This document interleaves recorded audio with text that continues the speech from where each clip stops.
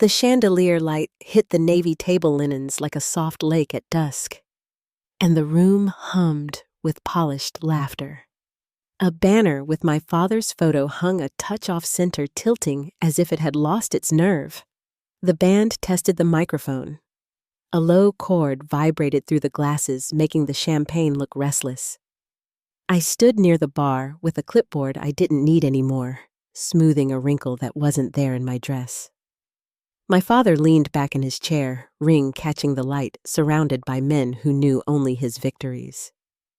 When the joke landed, Chelsea. She's just the family doormat, his glass tipped in my direction like a salute. Their laughter came quick and easy, bright as cutlery, and something inside me went very still. Before I go on, tell me where you're listening from down in the comments. And if you've ever been treated like you didn't matter, hit that like button, share this story with someone who'll understand, and make sure you're subscribed so you never miss the next chapter. But to understand how that one comment loosened every bolt in the life I'd held together, you need to know how the pieces were stacked long before the banner ever hung crooked. I was raised in Mapleton, Ohio, where porch lights click on at supper and church bells mark the hour. Our house sat behind a maple tree that bled red every October, leaves stuck to the driveway after rain like small wet hands. My father built a construction company with early mornings and late suppers, and my mother built a household around his schedule like a fence around a field. By 10, I could pack 3 lunches in under 6 minutes and tie a perfect bow on a science fair poster. By 12, I knew when to speak and when to be furniture. Responsibility became a language I spoke without thinking. If the dishwasher rattled, I fixed the latch. If Brian forgot his cleats, I turned the car around. If Tiffany cried over an algebra grade, I reheated mac and cheese and sat beside her with a pencil and patience. My mother would touch my shoulder in passing and say, "You're a godsend, Chelsea," the way people compliment good lighting. My father would nod when I got a 4.0 and say, "That's expected," the way men check the weather and go back to framing a wall. The house carried his rules even when he wasn't in it. Shoes lined by the door. Voices lowered when he called with changes. A calendar on the fridge with my handwriting everywhere. Doctor appointments, oil changes, game days, bake sales. The ink looked tidy, but the days felt crowded like a hallway you have to turn sideways to pass through. Favoritism in our family didn't wear a crown. It wore a shrug. Brian's C+ came with a new baseball coach and steaks on the grill because the boys got potential. Tiffany's totaled car got replaced in a week because she's been through enough. When I asked for help with a $300 textbook, my father said, "There's a used copy somewhere if you look harder." When my acceptance letter from California came, my mother folded it carefully back into the envelope. "We need you close, honey. Mapleton State is good enough." I learned to swallow disappointment like aspirin. No water, no grimace. After college, my 1-bedroom apartment turned into an overflow shed for everyone else's lives. Christmas storage when their garage was under renovation. Brian's boxes when his new place wasn't ready. Tiffany's extra dresser because the roommate situation is complicated. I made space by stacking my own things higher, like a person standing on tiptoe to breathe. Money moved out of my account in quiet transfers. $2,000 here for Brian's deposit with a promise that faded like chalk in rain. A car repair for Tiffany because her card kept getting declined. Hotel upgrade charges for my parents' anniversary because your father deserves nice things. I recorded it all in a spreadsheet. At first, then stopped because it hurt to look. Sunday dinners at my parents' place became a ritual with a script. I arrived early to trim beans and time casseroles to the roast. My mother checked the table for smudges that no one else could see. My father tasted the gravy and added salt without asking. We'd eat beneath a print of a lighthouse no one ever talked about. And afterward, I'd stand at the sink with hot water up to my wrists, while the others drifted toward the game on TV. Small questions would clip at me while I scrubbed. Still no serious boyfriend, Chelsea. Promotion not happening yet. I smiled the way people smile into wind. When I met Michael, something shifted so quietly I almost missed it. He asked what I wanted for dinner and waited for an answer. He listened, like conversation was a porch swing. No rush, just a gentle back and forth. We planned a weekend at a lakeside cabin, and I packed 2 days early, placed the bag by my door, and felt a lightness I didn't recognize. Then Brian called to say his movers bailed, and the words, "Sure I can help," jumped out of my mouth like a reflex. Michael set his fork down and said kindly, but clearly, "I'm starting to wonder if there's space for us." The night my father announced his 60th birthday party, my mother's voice was bright and thin over the phone.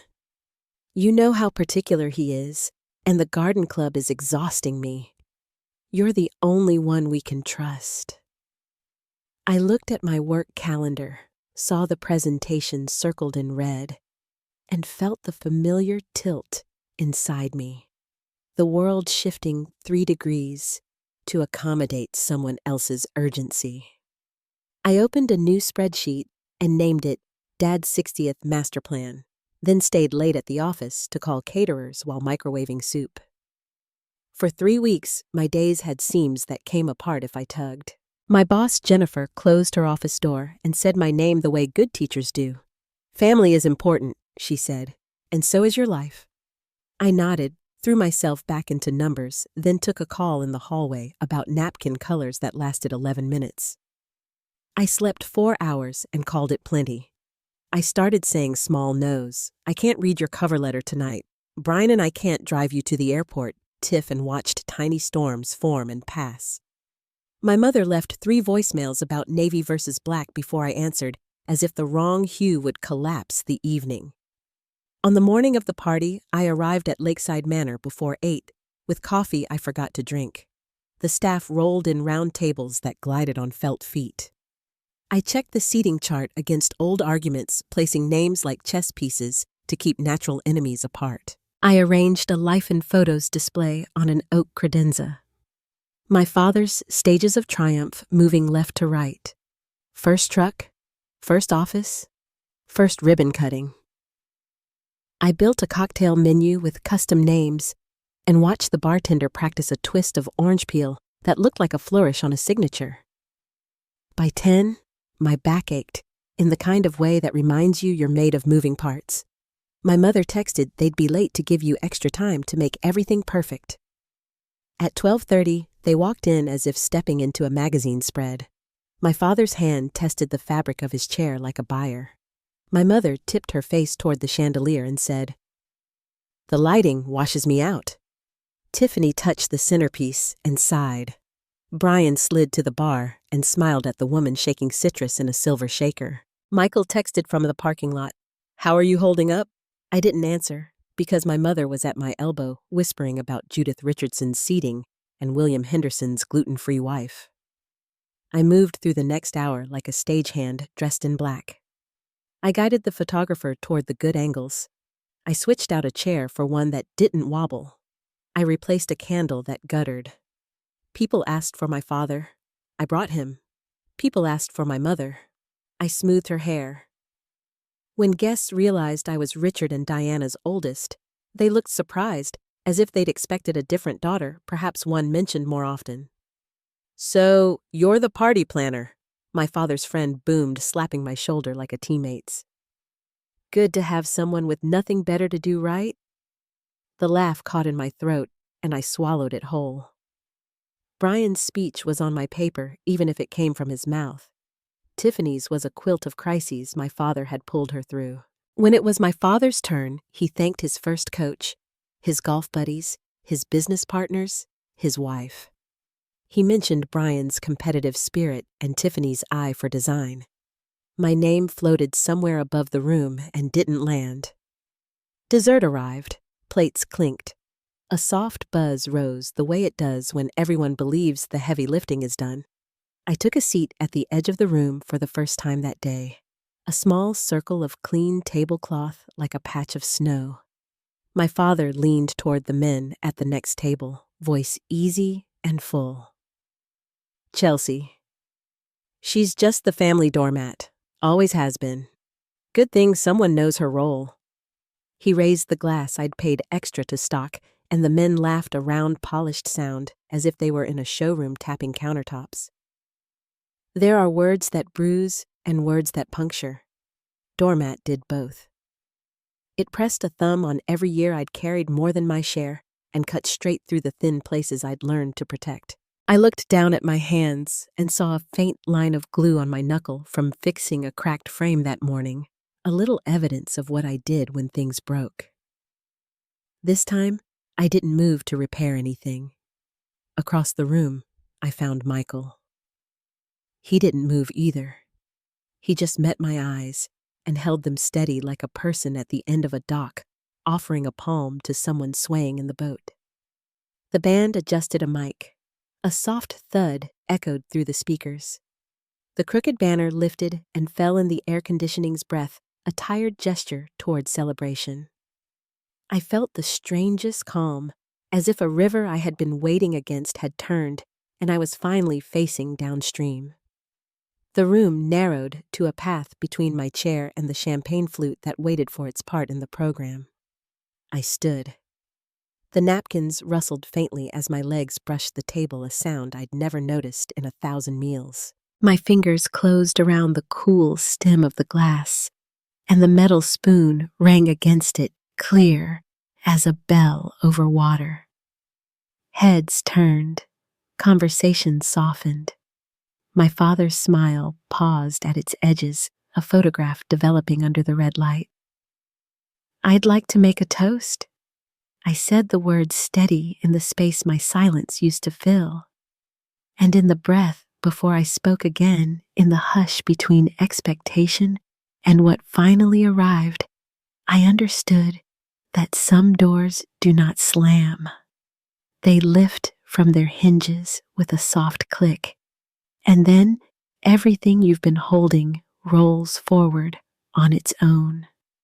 Michael's arm was still around me as the sound of the party faded behind the closed doors. The spring air carried a chill off the lake, and my breath trembled in the space between us.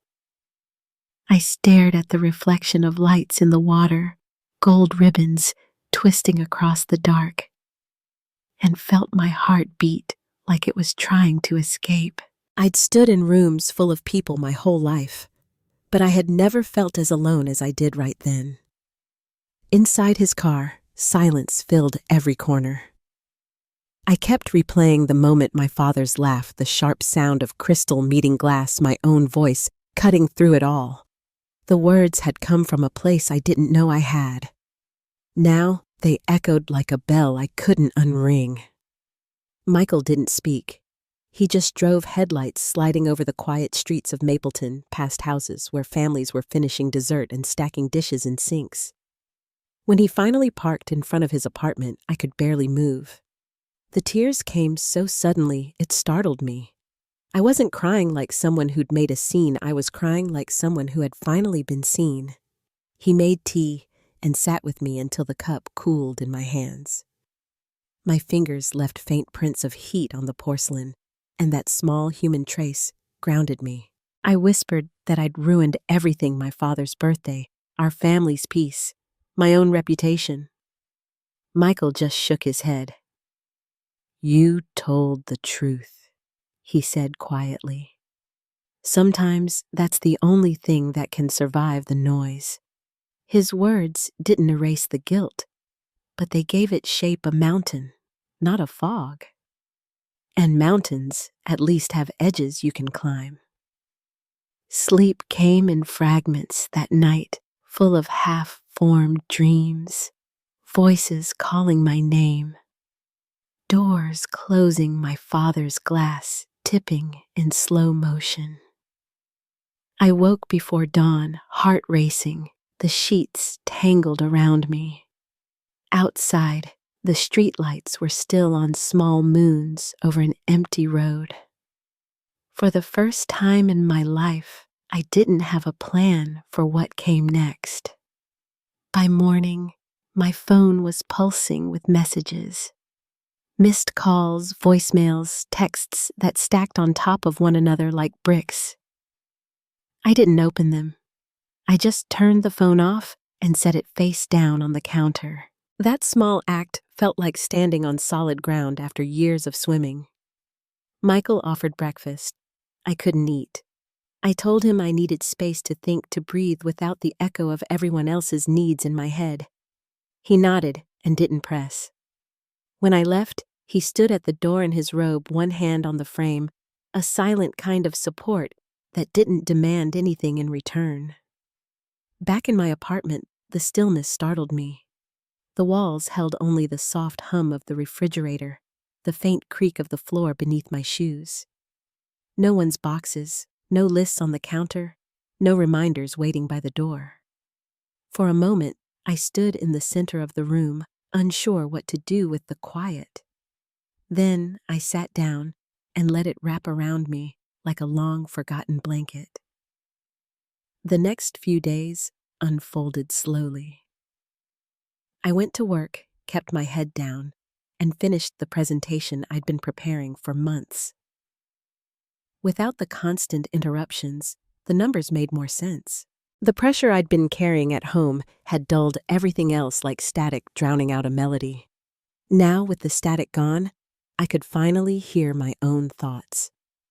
On the third evening, I met with Dr. Matthews. She was a calm woman with kind eyes who never filled silence just to make it go away. I told her about the party, about the laughter, about the sentence that had torn a hole in my life. She listened, nodding occasionally, and then asked, "What would happen if you didn't rush to fix this?" The question sat between us, heavy and unfamiliar. I didn't know how to answer. Fixing was what I did. Without it, who was I? At home, I sat on the couch in the dark, watching streetlights flicker through the blinds. The guilt still came in waves, memories of my father's face, hardening my mother's shocked silence, the whispers of guests who hadn't expected a scene. But underneath the guilt was something else, quieter, almost steady. Relief. I had spoken the truth aloud, and the world hadn't ended. Maybe something new had just begun. When I finally turned my phone back on, it was like opening a floodgate.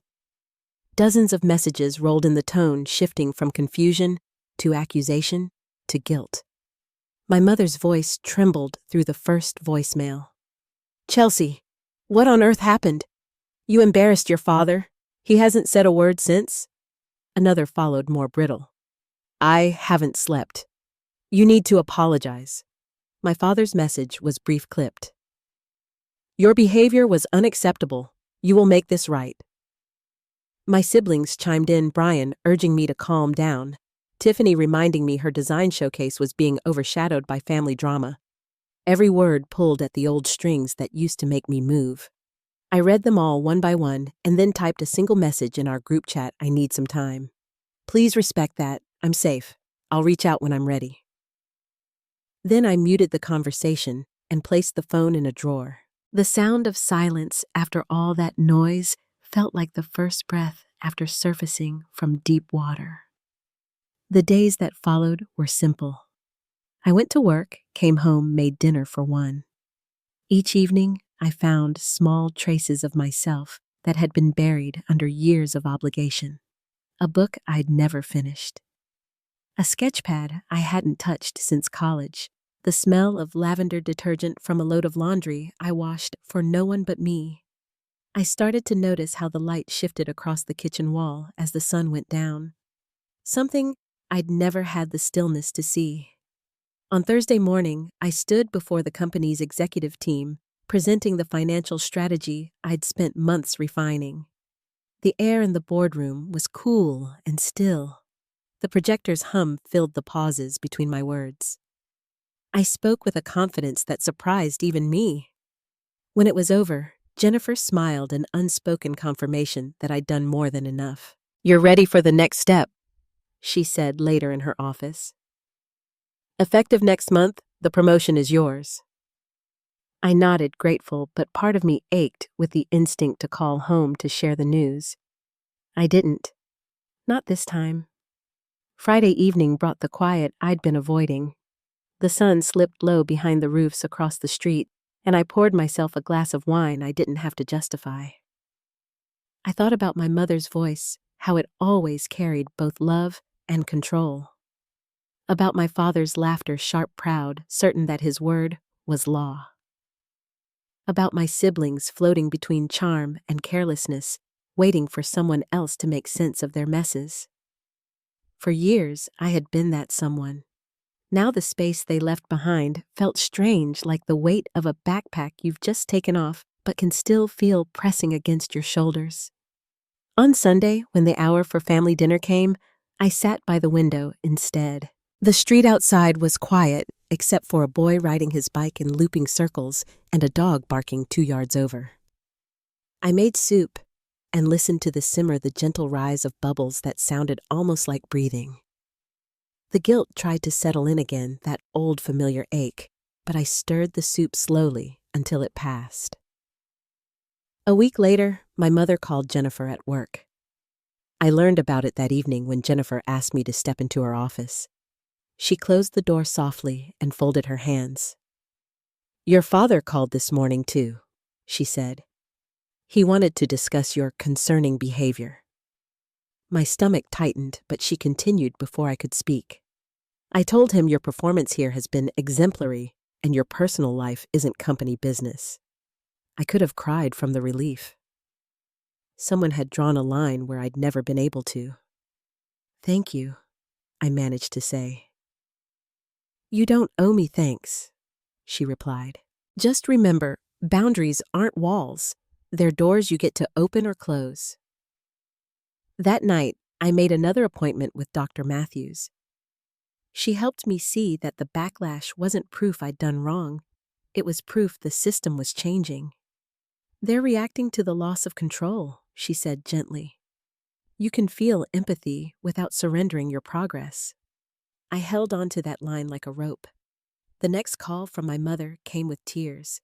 She said she'd gone to the emergency room with chest pain and that the stress was literally killing her. My body moved before my mind did. I reached for my keys halfway to the door. Then I stopped. I called my Aunt Linda instead, who lived close by. "Can you check on her?" I asked, voice shaking. An hour later, Linda called back.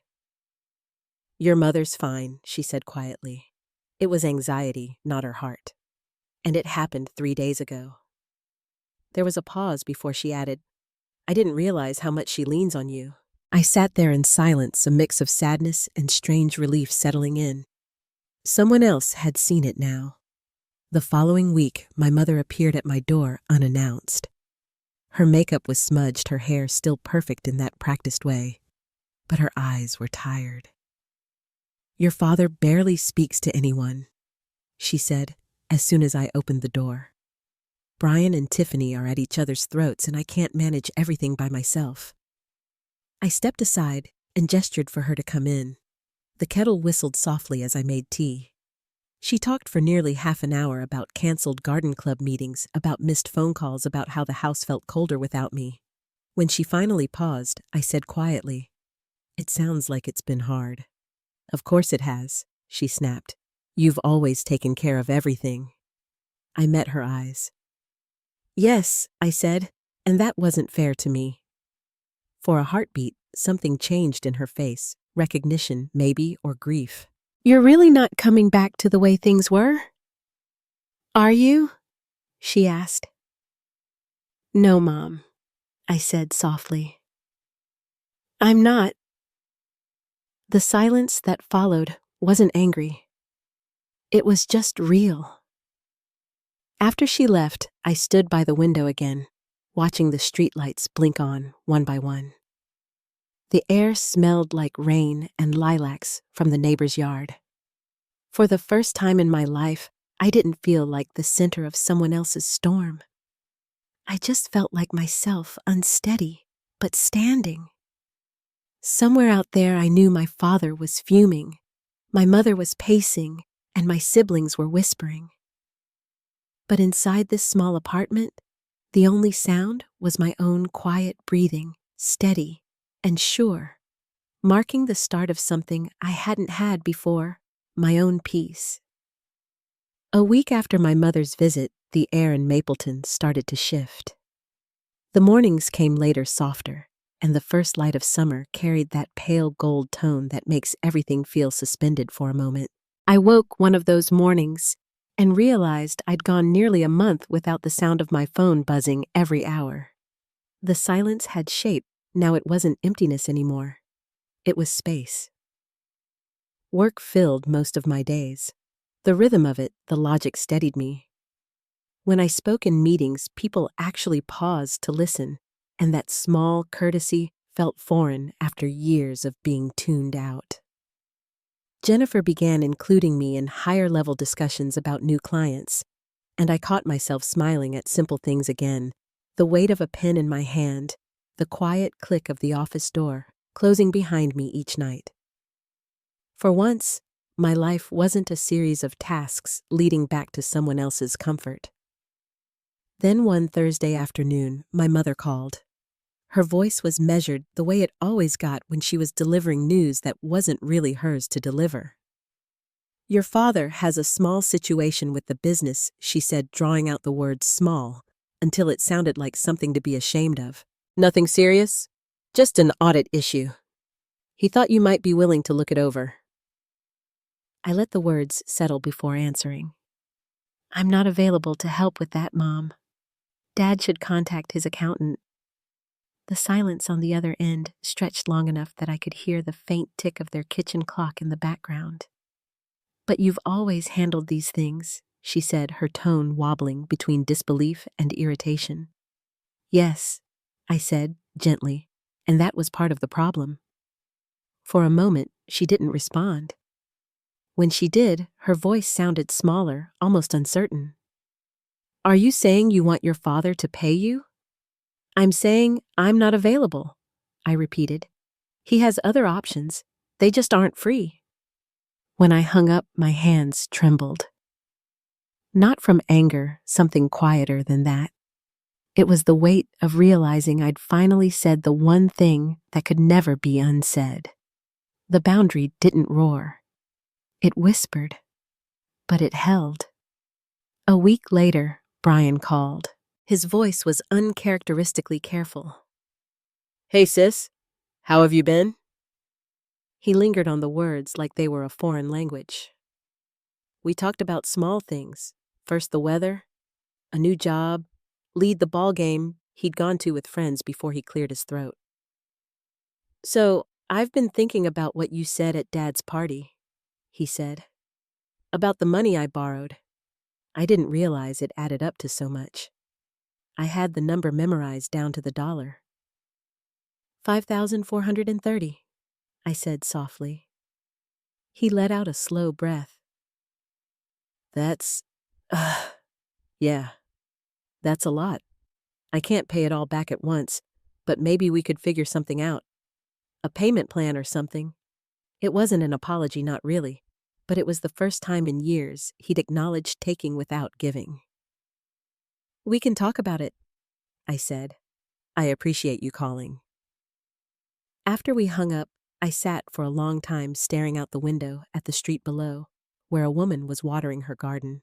The spray arced in the sunlight, a thin silver thread that drifted and settled. It reminded me how fragile progress could be, small, steady gestures that only mattered because they repeated over time. Tiffany's way of reaching out came less gently. I found her waiting in the lobby of my office building one afternoon, red-eyed and impatient. The receptionist looked uncomfortable as I stepped off the elevator. "She said it's urgent," he murmured. Tiffany stood up fast, arms crossed over her chest. "You can't just ignore me forever," she said loud enough that a few people turned their heads. I led her outside before the moment could grow teeth. We ended up in a coffee shop across the street where she stirred her latte until the foam collapsed. "I needed you last week when Jason and I broke up again," she said. "You always help me through these things." "I'm sorry you're hurting," I said quietly. "What support do you have right now?" Her brow furrowed. "What do you mean? Friends? Family?" Maybe a therapist who can help you process what happened. She blinked, confused. But you've always been the one I talk to. I know I said keeping my voice even, and I've been happy to help when I could. But it's not healthy for either of us if I'm your only person. I have my own life to manage too. The conversation went in circles after that. She cried a little, accused me of becoming cold, and then left abruptly, her chair scraping against the tile. I sat for a moment longer, tracing the ring her cup had left on the table, until it faded. It wasn't peace exactly, but it was clarity. Sometimes, growth doesn't look graceful. It just looks like sitting still while someone storms away. At home, I began to fill my time with things that used to feel impossible. I joined a pottery class at the community center and laughed when my first bowl collapsed in on itself like wet paper. On Sundays, I hiked with a small group that met near Lake Hudson, walking trails I'd driven past for years without noticing. There was something about the rhythm of feet on soil, the soft crunch of leaves that quieted the part of me that still expected my phone to ring with an emergency. Michael and I grew closer in those months. We cooked dinner together most nights, music low, his hand brushing mine when we reached for the same cutting board. I told him about the small steps I was taking, saying no, keeping space for myself, and he listened without turning it into advice. Once, as we sat on the porch watching a summer storm roll in, he said, "You know, peace isn't the absence of noise. It's when the noise doesn't control you anymore." I never forgot that. 6 weeks after the party, my Aunt Patricia called out of the blue. Her voice carried the dry humor that had always set her apart from the rest of the family. "I've wanted to reach out since the party," she began. "What you said to your father, it resonated. He did the same thing to me growing up. Took credit for my work, expected me to clean up his mistakes, made me feel small for wanting fairness." She sighed softly. "He won't change, Chelsea, but you can." Her words settled over me like warm air after rain. "Thank you," I said. "That means more than you know." Patricia chuckled quietly. "Don't thank me. Just keep your spine straight. You're doing what I wish I'd done sooner." That night, I lay awake thinking about what she'd said. The cycle wasn't just mine to break, it had been repeating long before I was born. Maybe I wasn't betraying my family. Maybe I was healing it in the only way left. The real test came in early November when my mother called about Thanksgiving. Her tone was polite, careful. "It's time to start planning," she said, "and everyone agreed you should host again." I let the words sit. "Actually, Mom," I said slowly, "Michael and I are going away that weekend. We're taking a short trip to the mountains." The pause on the other end was so heavy I could almost see her blinking. "But it's Thanksgiving," she said finally, as if I might have forgotten. "The family always gets together for Thanksgiving." "I know," I said, gently. "You're welcome to host at your house. Or maybe Brian or Tiffany could take a turn. They don't know how to organize something like that," she said quickly. "They could learn," I answered. Just like I did. There was another long silence, then a sigh that sounded like defeat wrapped in disbelief. "Your father won't like this," she said. "I'm sure he won't," I replied. "But I need to do what's right for me." When I hung up, my heart was beating hard. But it wasn't fear. It was the rush of stepping fully into my own life. Michael and I left for the mountains that Wednesday morning. The drive was quiet and easy, the trees along the highway turning the color of copper pennies. When we reached the cabin, the air smelled like pine and wood smoke.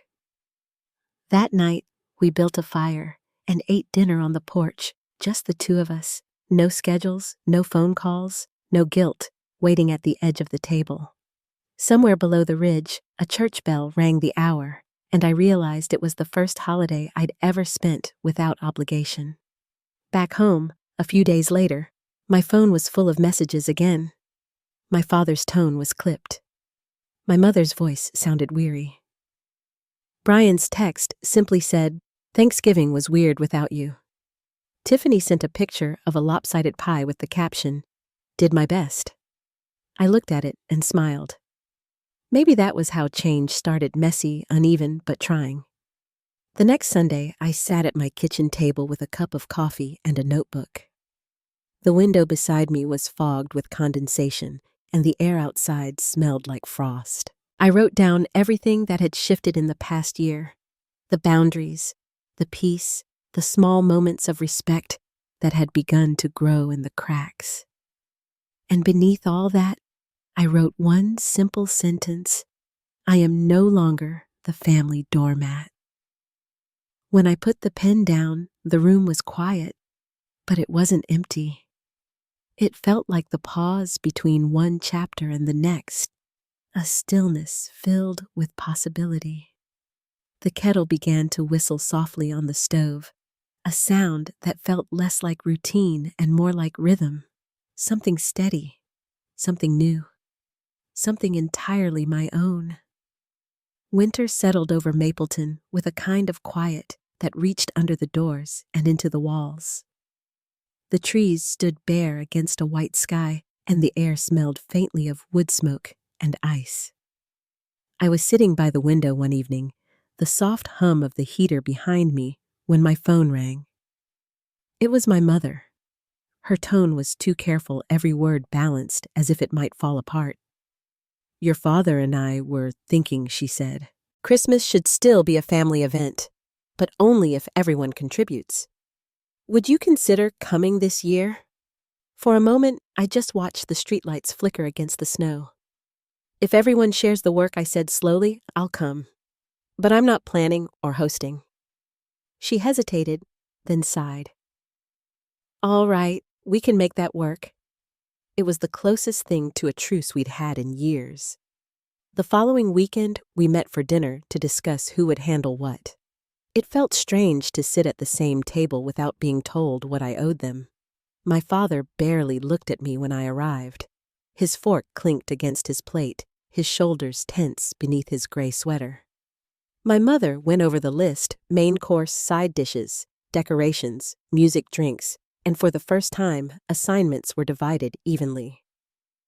"I'll handle the main course," my father said, his voice steady but distant. "I'll do the sides," my mother added quickly. Brian agreed to take care of drinks and music, and Tiffany volunteered for dessert and decorations. When they were done, my father looked at me with a faint challenge in his eyes. "And what will you be doing?" "I'll bring bread and salad," I said simply, "and enjoy time with my family." The silence that followed was almost tender. He didn't argue. That Christmas was different. The house looked the same: candles on the mantel, the scent of cinnamon and roast filling the air. But the current beneath everything had changed. No one barked orders, no one waited for me to fill the gaps. My father carved the turkey while my mother passed out plates. Tiffany's pie leaned a little to one side, but it tasted fine. For once, I wasn't measuring the night by how much I'd done for everyone else. When we gathered around the tree, my father poured coffee and sat beside me. His voice softened just enough to startle me. "The company's doing better," he said. "Your advice about hiring that new accountant paid off." I nodded, unsure where the conversation was going. He looked into his cup. "I may not have said it before, but I appreciate what you've done for the business and for the family." It wasn't an apology, but it was the first crack in a wall I'd believed unbreakable. The weeks after that came like slow thaw. My mother began attending a support group. Her doctor had recommended something about managing anxiety and codependency. At first, she told me it was just to understand what's going on with you. But after a few sessions, her tone shifted. One afternoon, she called and said, "I never realized how much I relied on you to keep the peace." It wasn't fair. I sat there with the phone pressed to my ear, staring out the window at the pale winter sun. "Thank you for saying that," I told her. She exhaled, shaky but sincere. "I'm still learning, It's hard to let go of old habits. We're both learning, I said. Brian, true to his word, began paying back what he owed, $50 here, $100 there. Each payment arrived with a short note, sometimes a simple thank you, sometimes an apology tucked between the lines. I didn't need the money as much as I needed the acknowledgement, and he seemed to understand that. Tiffany's changes came more slowly. She called less often, but when she did, her tone was gentler. Once before starting a long story about her new project, she paused to ask, "Do you have time to talk right now?" It was a small question, but it felt enormous. Work continued to bloom in ways I hadn't expected. The promotion came through officially in February, along with a salary increase that made me pause when I saw the number. Jennifer stopped by my office one afternoon, her coat still draped over her arm.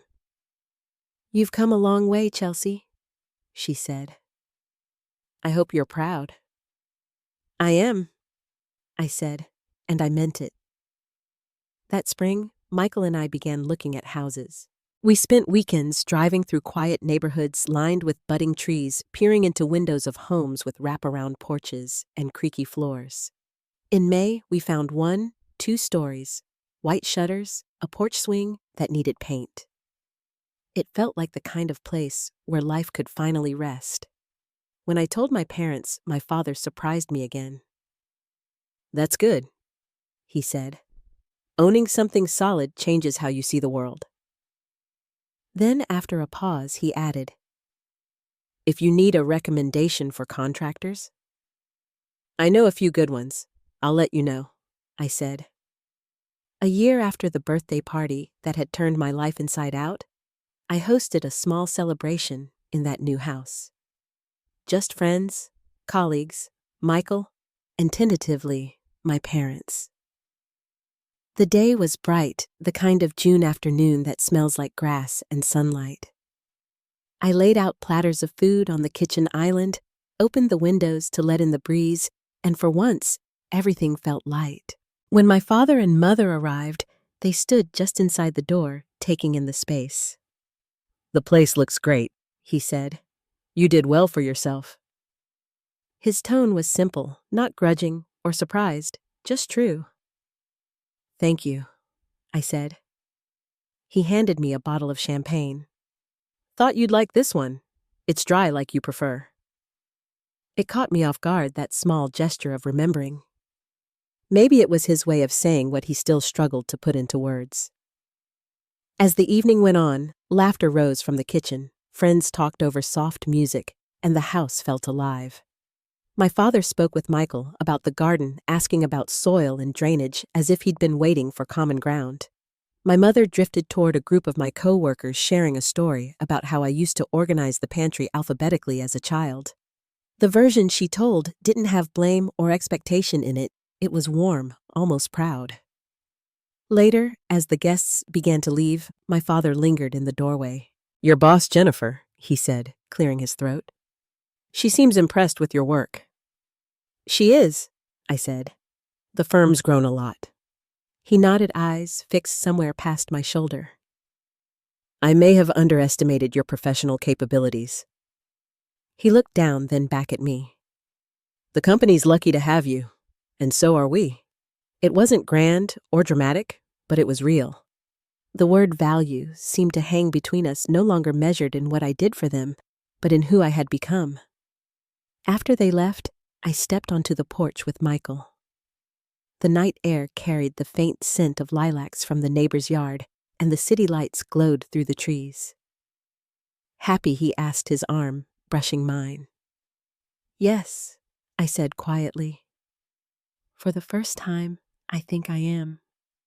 In the weeks that followed, I found myself seeing my family in gentler shades. Not because everything was forgiven, but because I'd stopped needing it to be. My mother still fussed over details, my father still preferred control.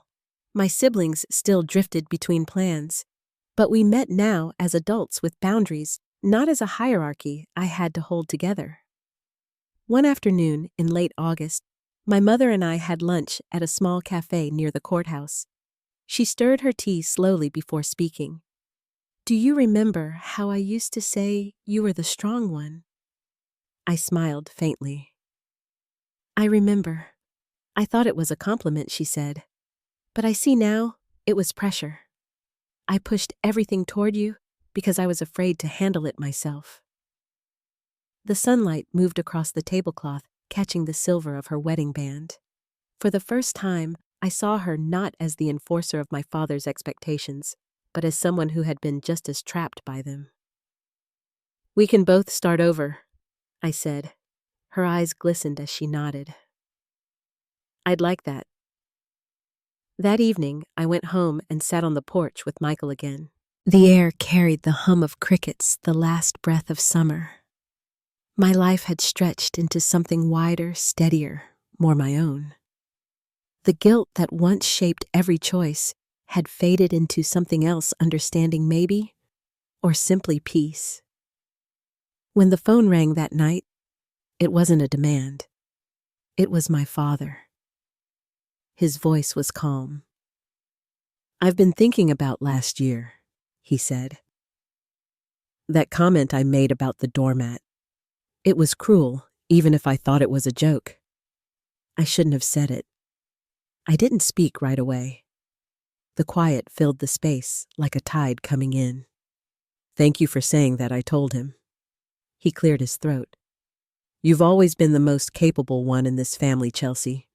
I took that for granted. There were no grand apologies, no speeches about change. Just truth, plain and human. After we hung up, I sat for a while in the dark, listening to the low rustle of leaves. Forgiveness didn't arrive like lightning. It came softly in the quiet acceptance that the past couldn't be undone, but could be understood. Michael joined me on the porch, a cup of tea in his hand.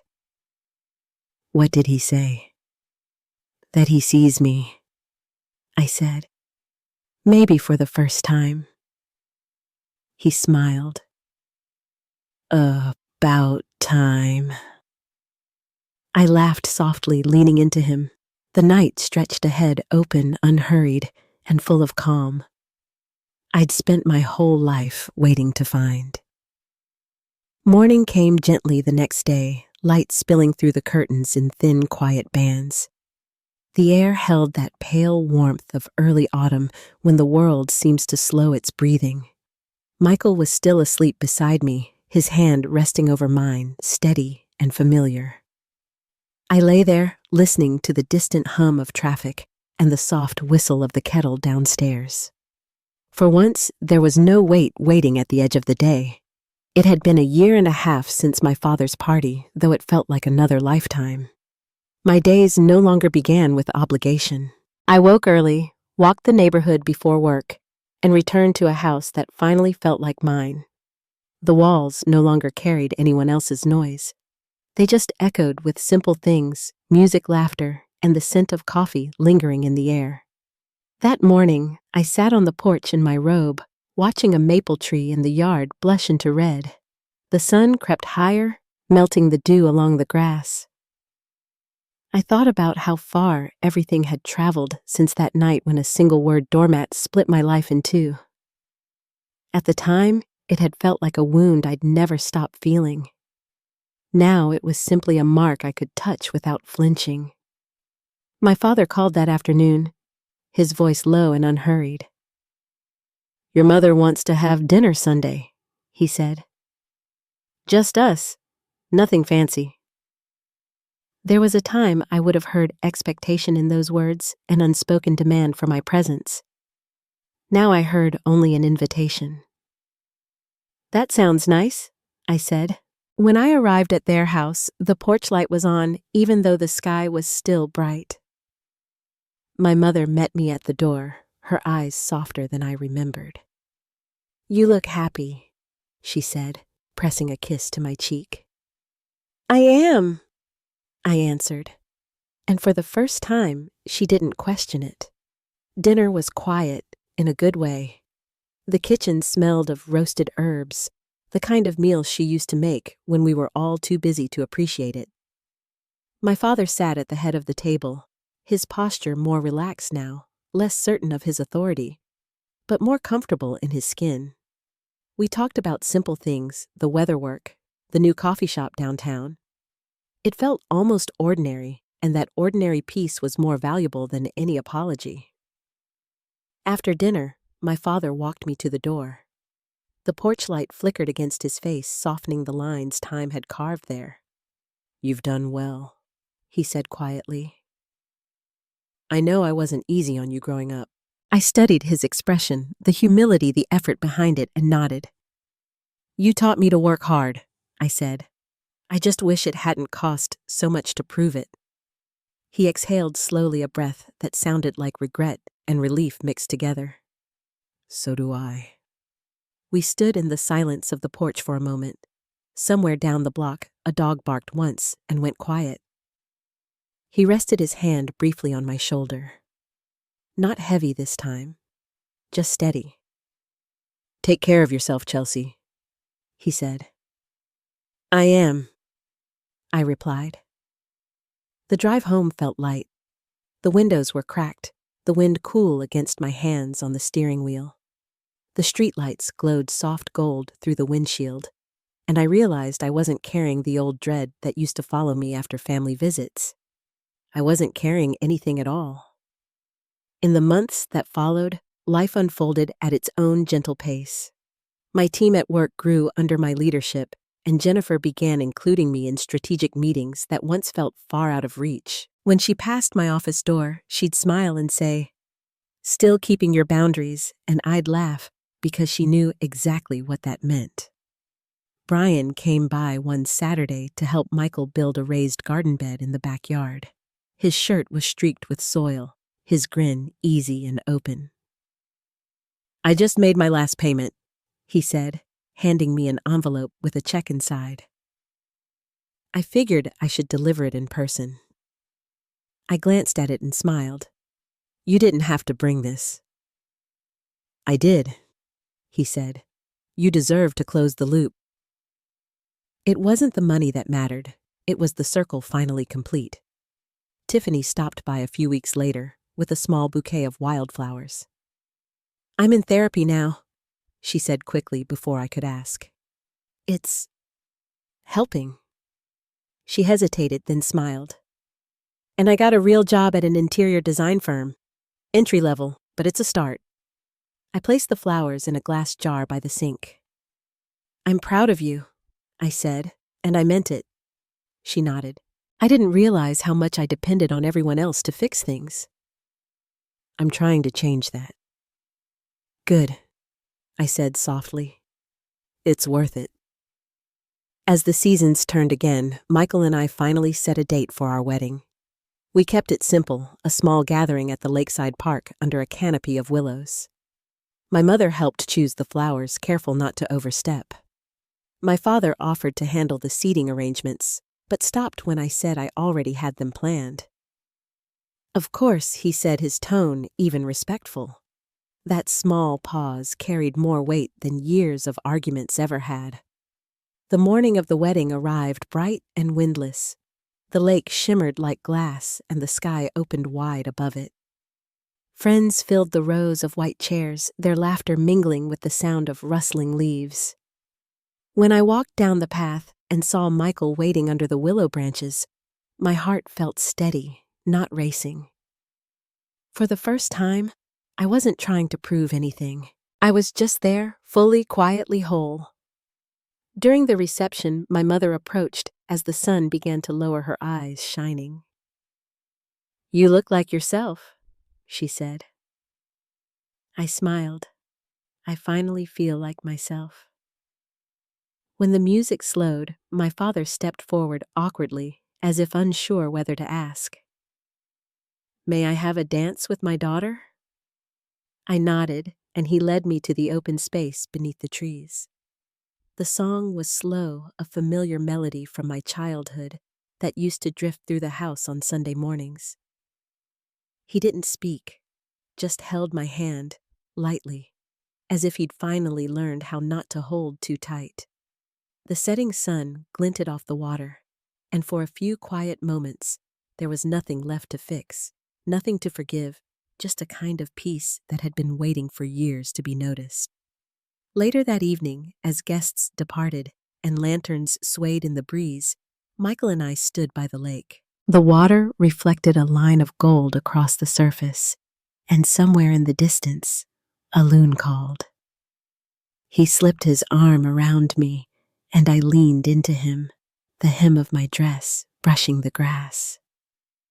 "This is what you wanted," he whispered. "A life that feels like breathing." I looked out over the still water, the reflection of the sky melting into it, and nodded. It took me a long time to believe I deserved it. The last of the daylight faded, and the first stars began to show one by one. I thought about the years I'd spent bending myself into smaller shapes, mistaking endurance for love. I thought about the night I stood in that banquet hall and finally said no. Every step since then had been a slow return to truth, to self, to peace. Some wounds don't fade because we forgive. They fade because we finally let go. If this story found its way to you, tell me where you're listening from, down in the comments. And if you've ever had to stand up for your own peace, share your story. I'd love to hear it. Don't forget to like, share, and subscribe for more stories about quiet strength and second chances.